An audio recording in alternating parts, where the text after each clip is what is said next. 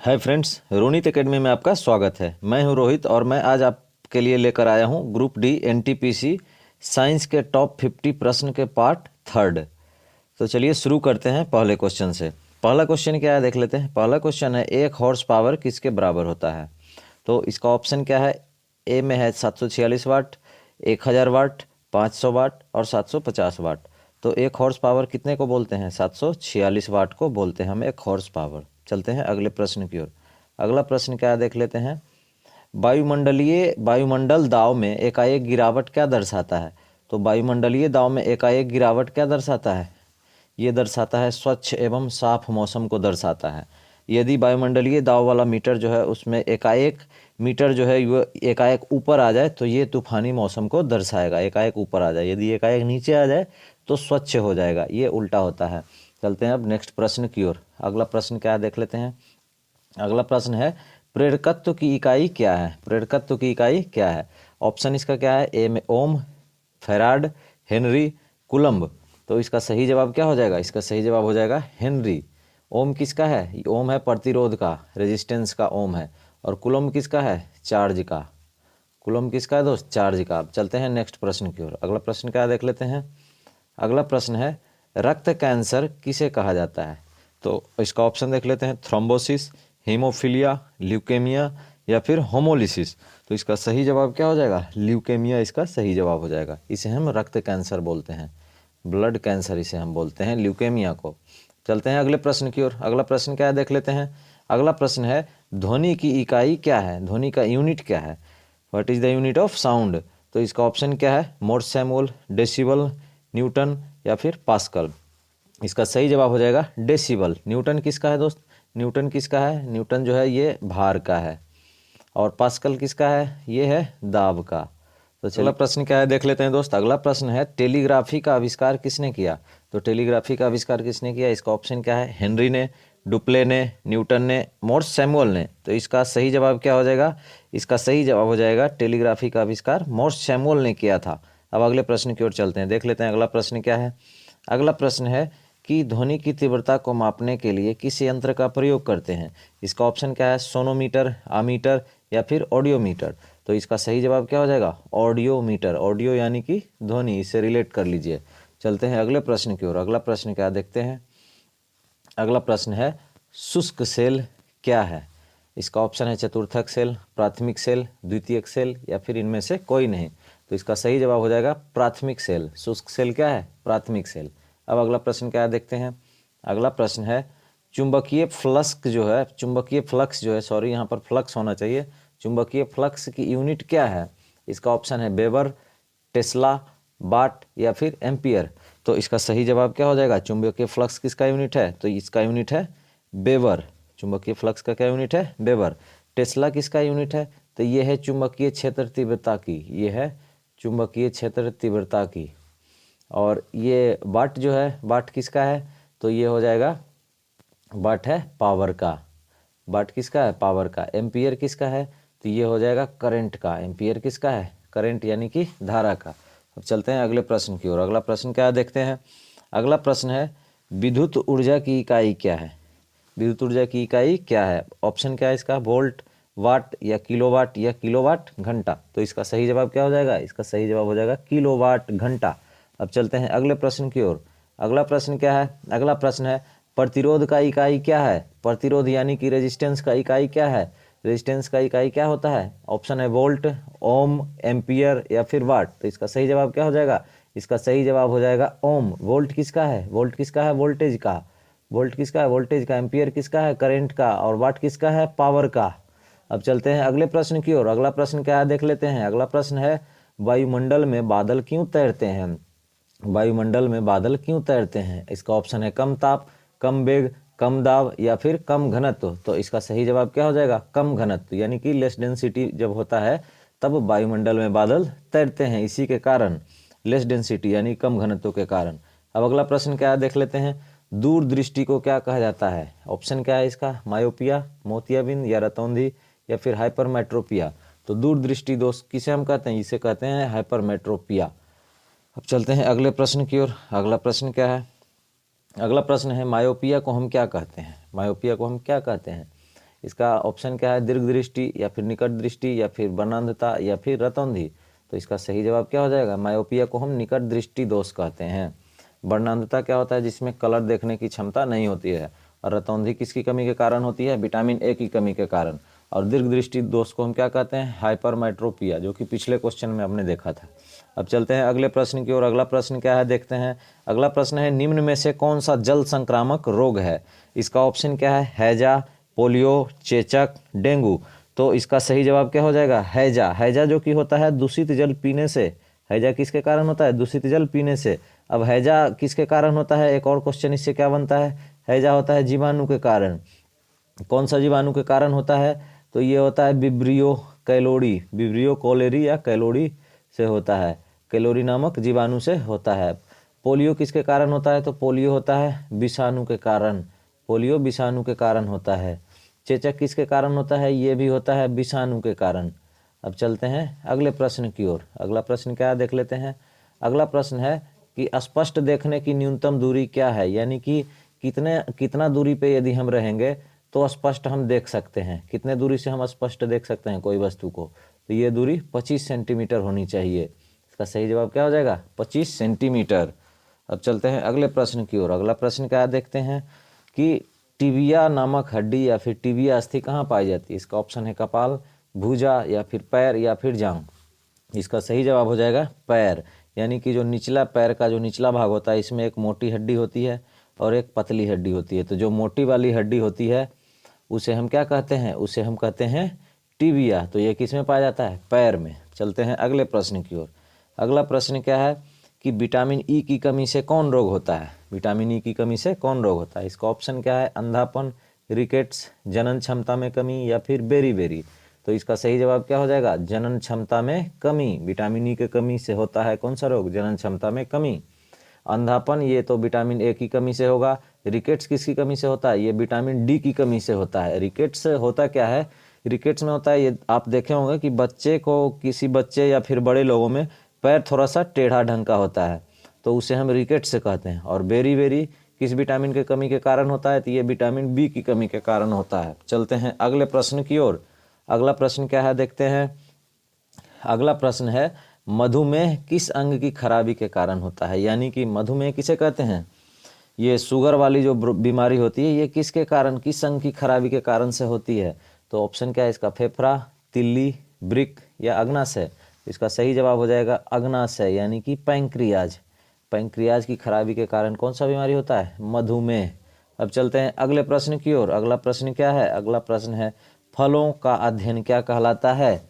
इसका ऑप्शन है horticulture, horology, viticulture या पोमोलॉजी। तो इसका सही जवाब हो जाएगा पोमोलॉजी। पोमोलॉजी में हम किसका अध्ययन करते हैं, फलों का अध्ययन करते हैं पोमोलॉजी में। हॉर्टिकल्चर में हम क्या करते हैं, ये गार्डन जो होता है, गार्डन में हम लोग पेड़ पौधे जो लगाते हैं उसे हम हॉर्टिकल्चर कहते हैं। होरोलॉजी क्या हो गया, ये हो गया समय का अध्ययन, क्या कहलाता है, होरोलॉजी।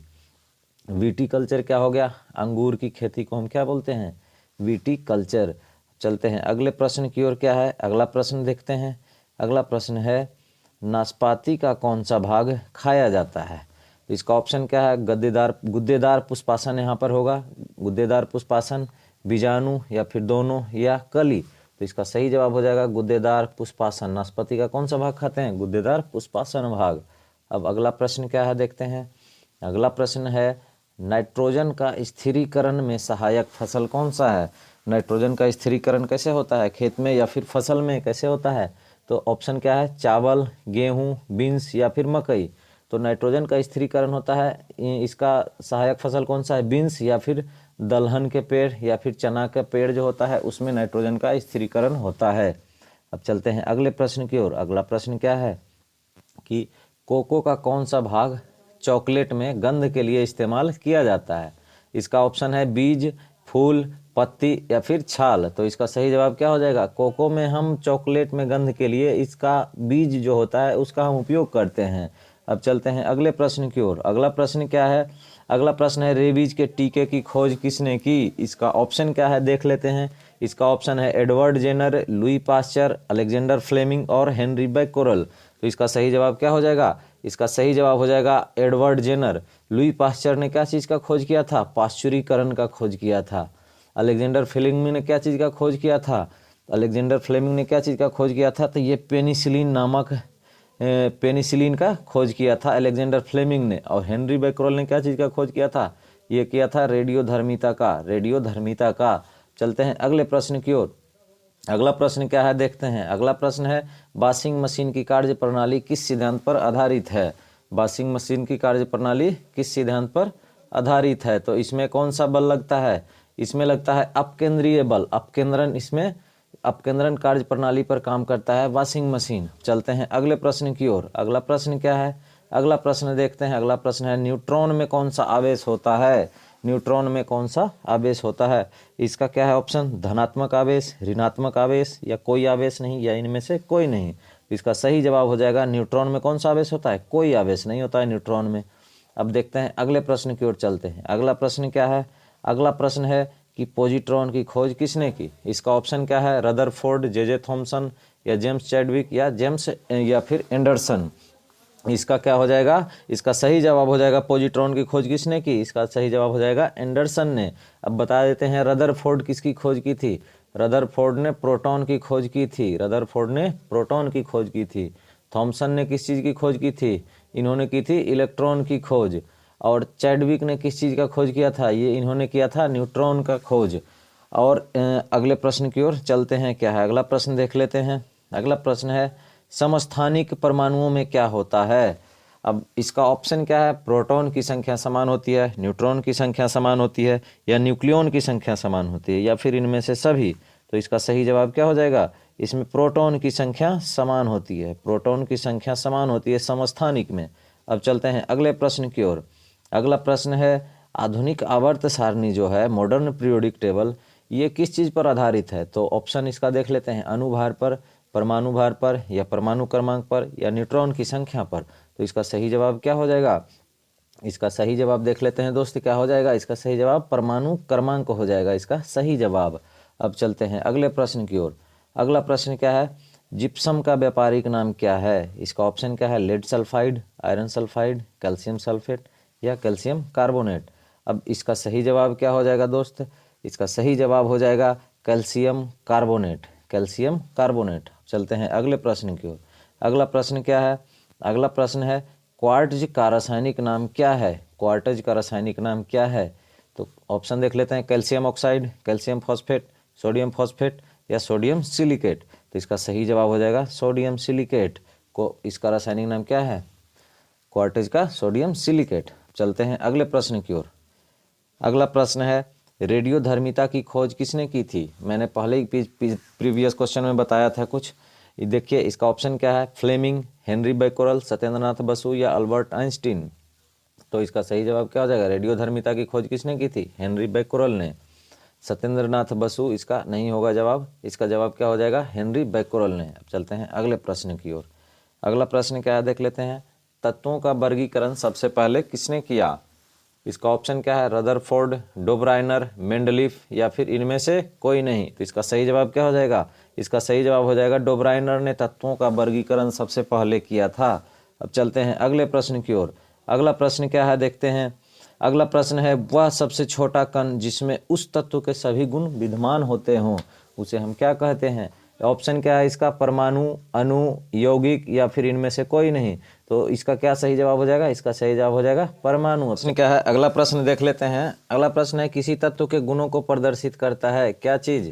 तो ऑप्शन देख लेते हैं। परमाणु भार, परमाणु क्रमांक, या अणुभार, या तुल्यांकी भार। तो इसका सही जवाब क्या हो जाएगा? इसका सही जवाब हो जाएगा परमाणु क्रमांक। अब चलते हैं अगले प्रश्न की ओर। अगला प्रश्न क्या है? अगला प्रश्न है हैलोजनों में सर्वाधिक प्रभावशाली ऑक्सीकरण करता क्या है? तो इसका ऑप्शन देख लेते हैं। क्लोरीन, ब्रोमीन, या फ्लोरीन, या आयोडीन। तो पहले मैं बता दूं कि हैलोजन होता क्या है। तो इन चारों नहीं बल्कि एक और होता है। क्या? एक और होता है एस्टेटिन नामक कुछ और एक होता है। तो ये पांचों मिलाकर क्या कहलाता है? ये पांचों मिलाकर हैलोजन कहलाता है। तो इस हैलोजन कर्ता में सबसे ज़्यादा क्या होता है? ऑक्सीकरण करता कौन सा है? तो ये फ्लोरीन इसका सही जवाब हो जाएगा। अब चलते हैं अगले प्रश्न की ओर। अगला प्रश्न क्या है कि सोना किस में घुल जाता है, तो इसका ऑप्शन क्या है, हाइड्रोक्लोरिक अम्ल, नाइट्रिक अम्ल या एक्वारेजिया या फिर एसिटिक अम्ल।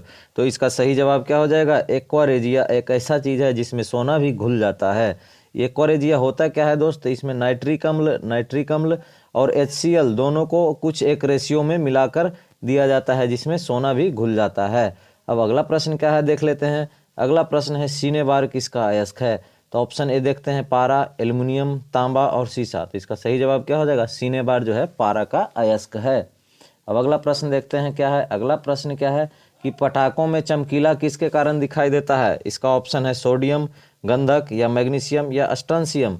तो पटाखा में जो चमकीला रंग होता है पटाखा में, तो ये किसके कारण दिखाई देता है, ये देता है स्ट्रोंशियम के कारण चमकीला दिखाई देता है। और कुछ इसके बारे में मैं जानकारी दे दूं आपको दोस्त, कि जो हरा रंग होता है, हरा रंग किसके कारण दिखाई देता है पटाखा में, तो ये बेरियम के कारण हरा रंग दिखाई देता है। और बता दूं कि लाल रंग किसके कारण दिखाई देता है, तो लाल रंग होता है सीजियम नाइट्रेट के कारण। किसके कारण, सीजियम नाइट्रेट के कारण। और बता दूं कि ये एक और रंग क्या होता है, पीला रंग। पीला रंग किसके कारण दिखाई देता है, तो सोडियम नाइट्रेट के कारण, सोडियम नाइट्रेट के कारण दिखाई देता है पीला रंग। अब चलते हैं अगले प्रश्न की ओर। अगला प्रश्न क्या है देखते हैं कि किसका निष्कर्षण, यहाँ पर आकार छूट गया, किसका निष्कर्षण हेतु साइनाइड विधि का प्रयोग होता है। तो किसके अयस्क का निष्कर्षण हेतु इसका हम प्रयोग करते हैं। ऑप्शन क्या है, चांदी, मैंगनीज, तांबा या जस्ता। तो इसका सही जवाब क्या हो जाएगा, 40 का सही जवाब क्या हो जाएगा, चांदी। इसका सही जवाब क्या हो जाएगा, चांदी। चांदी के निष्कर्षण हेतु हम साइनाइड विधि का प्रयोग करते हैं। अब चलते हैं अगले प्रश्न की ओर। अगला प्रश्न है, मानव निर्मित प्रथम रेशा क्या था। इसका ऑप्शन क्या है, रेयॉन, नायलॉन, पॉलिस्टर या टेरिकॉट।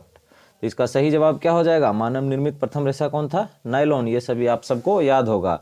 अब चलते हैं अगले प्रश्न की ओर। अगला प्रश्न क्या है देखते हैं। अगला प्रश्न है, 150 डिग्री सेल्सियस तक गर्म होने पर यूरिया क्या देता है। ऑप्शन क्या है, नीला रंग, इथाइल अमीन या फिर CO2 या फिर बायूरेट। तो इसका सही जवाब हो जाएगा बायूरेट, इसका सही जवाब हो जाएगा। अब चलते हैं अगले प्रश्न की ओर। अगला प्रश्न क्या है देखते हैं। अगला प्रश्न है, रेडियोथेरेपी में उपयोग होने वाली नोबेल गैस कौन सी है। तो ऑप्शन क्या है इसका, हीलियम, रेडॉन, आर्गन और जेनॉन। ये सभी क्या हैं, ये सभी नोबेल गैस हैं। तो इनमें से कौन सा गैस जो है वो रेडियोथेरेपी में उपयोग होता है।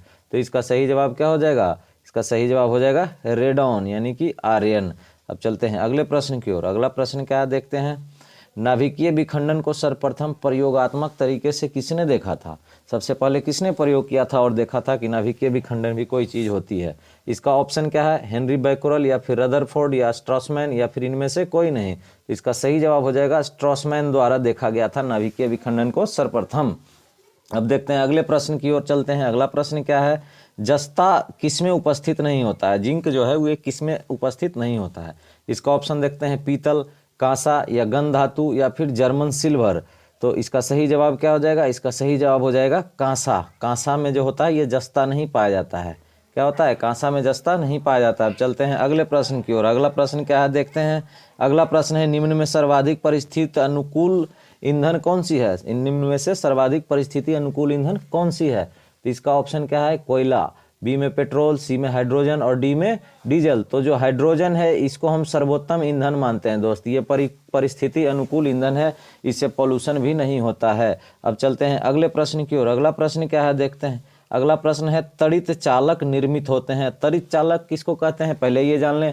जो बिल्डिंग होता है दोस्त, हम लोग के बिल्डिंग के कॉर्नर पे जो एक कोई धातु की छड़ जो लगी होती है नुकीली जैसी, तो उसे हम तड़ित चालक कहते हैं, जो कि बिजली को हाई करंट या फिर बिजली से जो बिजली चमकती है या फिर थंडर बोल्ट से बचाता है। तो ये क्या चीज़ का बना होता है, ये बना होता है तांबा से।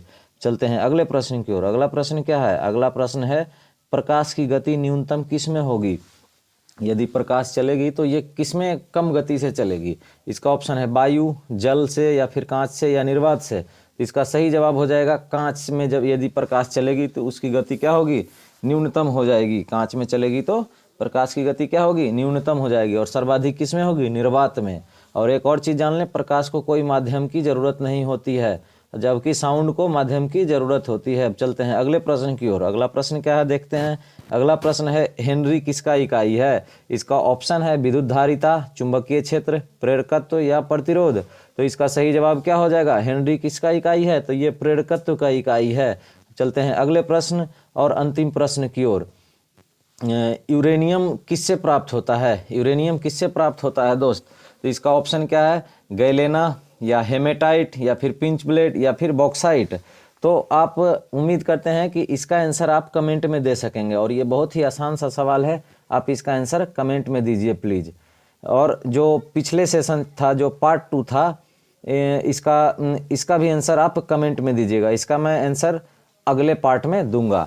तो उम्मीद है दोस्त आप ये 50 क्वेश्चन अच्छे तरह से कर लिए होंगे और आपको याद भी हो गया होगा अच्छी तरह से। एक बार और वीडियो को शुरू से अंत तक देखिए, आपको समझ में आ जाएगा ये सारे 50 क्वेश्चन जो कि आगे आने वाले एग्जाम में पूछे जाने वाले हैं, और पिछले एग्जाम में भी बहुत सारे एग्जाम में पूछे गए हैं। तो ये उम्मीद है कि आप अच्छे तरह से इस वीडियो को देखेंगे। यदि आपको ये वीडियो अच्छा लगा हो, ये 50 क्वेश्चन या फिर अच्छे लगे होंगे, तो आप इस चैनल को सब्सक्राइब करें, लाइक करें, शेयर करें और कमेंट करें। धन्यवाद।